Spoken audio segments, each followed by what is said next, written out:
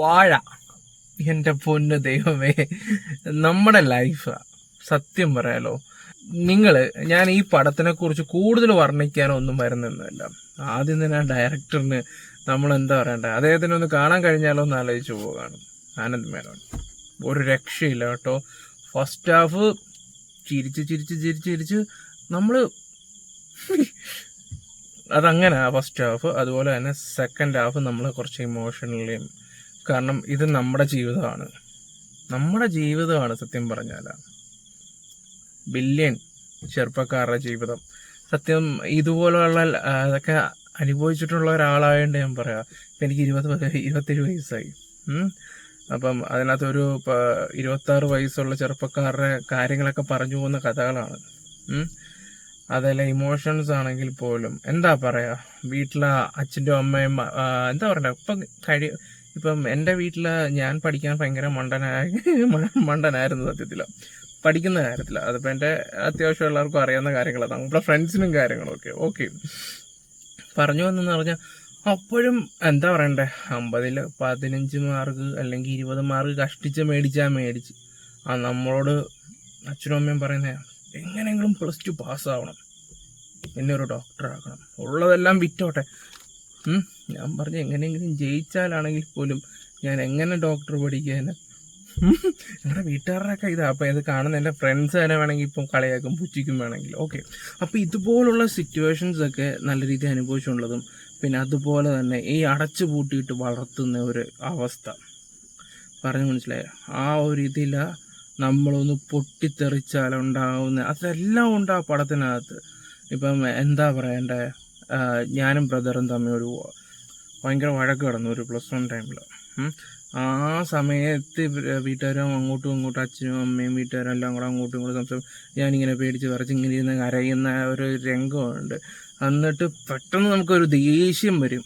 ആ ഒരു ദേഷ്യം വന്നിട്ട് നമ്മളെന്താ പറയുക, കണ്ണി കാണുന്ന സാധനമൊക്കെ എടുത്ത് എറിയും, എന്നിട്ട് അവരുടെ നേരെ കൈ പൊക്കുന്ന ഒരു ഇതൊക്കെയുണ്ട്. റിയലി എൻ്റെ ജീവിതത്തിൽ അങ്ങനൊരു സംഭവം ഉണ്ട്. എൻ്റെ ബ്രദറാണ് കേട്ടോ എൻ്റെ അടുത്ത് എന്തോ കൈ കാണുന്നവനെ അടിക്കാൻ വേണ്ടി. ഇതൊക്കെ കണ്ടപ്പോൾ ആ ഒരു സെക്കൻഡ് ഹാഫിലൊക്കെ ഞാനിങ്ങനെ ഇരുന്ന് പോയി. കാണണം ഇതിനെക്കുറിച്ച്. എന്താ പറയട്ടെ, ആരെയും എടുത്ത് പറയുന്നില്ല, ആരുടെയും കാര്യം എടുത്ത് പറയുന്നില്ല. സത്യം പറയാലോ, ഞാൻ ആഷിറിനെ കാണാൻ വേണ്ടിയാണ് സത്യത്തിൽ പോയത്. അവിടെ ചെന്ന് കഴിയുമ്പം എന്താ പറയണ്ടേ, ഒരാൾ പോലും ഇല്ലാതെ എല്ലാ കഥാപാത്രത്തിനെയും നമ്മൾ ഇഷ്ടപ്പെട്ടു പോകും. അതുപോലത്തെ പിന്നെ കോട്ടയം നസീർ, നോബി, അനീസ് നെടുമങ്ങാട്, ഇവർ 3 പേരും അച്ഛന്മാരുടെ ക്യാരക്ടറാണ്. അത് എന്താ പറയണ്ട, അവർക്കൊക്കെ ഒരുപാട് അവസരങ്ങൾ കിട്ടി. എൻ്റെ പൊന്നെ, ഏത് ഉയരങ്ങളിൽ എത്തേണ്ട ആൾക്കാരാണ്, ഉറപ്പാണ്. ഇനിയപ്പോൾ അവർക്ക് ചാൻസുകൾ കൂടി വരത്തേ ഉള്ളൂ. സത്യം പറയാലോ, എനിക്ക് എൻ്റെ ലൈഫ് കണ്ട പോലെ ഒരു ഇത് തോന്നുന്നു. നമ്മുടെ ലൈഫ്, പിന്നെ ബിസിനസ് പ്ലാനിങ്, അങ്ങനെ കുറച്ച് കാര്യങ്ങൾ. എന്താ പറയുക, ഇത് എന്താ പറയണ്ടേ, വാഴകൾക്ക് പറ്റിയ പടങ്ങൾ തന്നെ.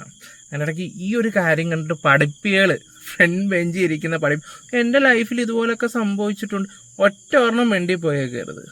ഒരു കാര്യം ഞാൻ പറഞ്ഞേക്കാം, എനിക്കറിയാം, എൻ്റെ ബാച്ചിൽ പഠിച്ച ടീംസിനെയൊക്കെ ഞങ്ങൾക്ക് നല്ല രീതിയിൽ അറിയാം.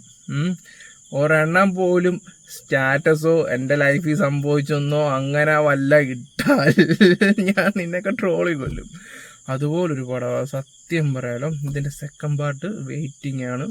അത് നമ്മുടെ ആഷിറായിരിക്കും. അവൻ പൊളിയാണ്. അതിനകത്തുള്ള ഭാഗങ്ങൾ അവൻ സത്യം പറയാലോ, ഈ തിയേറ്റർ ഇളക്കി മറിച്ച ആ ചെക്കന. ഈ ഇളക്കി എന്ന് പറഞ്ഞാൽ ഇളക്കി മറിച്ചു. ഇതുവരെ പുതിയതായിട്ട് എനിക്ക് തോന്നുന്നു പ്രണവ് മോഹൻലാലിന് പണ്ട് സിനിമ വന്ന സമയത്ത് ഭയങ്കര കൈയടിയും കാര്യങ്ങളുമായിരുന്നു. ഓക്കെ, ലാലേട്ടൻ്റെ മകൻ എന്തോ ആയിക്കോട്ടെ, അതിനെക്കുറിച്ചൊന്നും ഞാനിവിടെ പറയുന്നില്ല. ഇനി അത് വേറെ രീതിയിലോട്ട് പോകണ്ട. പക്ഷെ ഇവൻ വന്ന സമയം ഓളമായിരുന്നു. അവനെ എവിടൊക്കെ കാണിക്കുന്നുണ്ടോ, എന്തിന് അവൻ്റെ നിക്കറിൻ്റെ വള്ളി കെട്ടിയാൽ പോലും എൻ്റെ പൊന്നോ ചെക്കൻ സീൻ പറഞ്ഞു പറ്റില്ല. കുറച്ച് ഉള്ളെങ്കിലാണെങ്കിൽ അവസാനത്തെ ഒരു 5 മിനിറ്റ് അവന്മാരുടെ കുറച്ച് സീനുണ്ട്, അത് പൂരപ്പറമ്പാക്കി കളഞ്ഞു അവസാനത്തെ സീൻസ് മൊത്തം. ഈ പടം എന്താ പറയാ, ഡയറക്ടറിന് ബിഗ് സല്യൂട്ട്. നിങ്ങൾ പോയി കാണണം. പ്രത്യേകിച്ച് മക്കളെ, നിങ്ങളുടെ അച്ഛനും അമ്മയൊക്കെ ആയിട്ട് തന്നെ പോയി കാണണം ഈ പടം.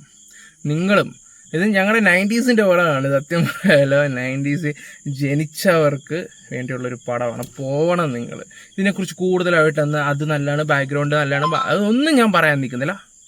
വന്ത സുട്ട സെത്ത റിപ്പീറ്റ്, പിന്നെ റിപ്പീറ്റ്. ഞാൻ നോക്കുവാണെങ്കിൽ നാളെയും പോവും ഈ പടത്തിൽ. ഞാൻ നാളെയും ഉറപ്പായിട്ടും പോയിരിക്കും. എനിക്കിഷ്ടപ്പെട്ട്, ശരിക്കും ഇഷ്ടപ്പെട്ട്. അപ്പോൾ അടുത്ത മൂവിയുടെ റിവ്യൂ ആയിട്ട് ഞാൻ പറയാം. Love you all, by.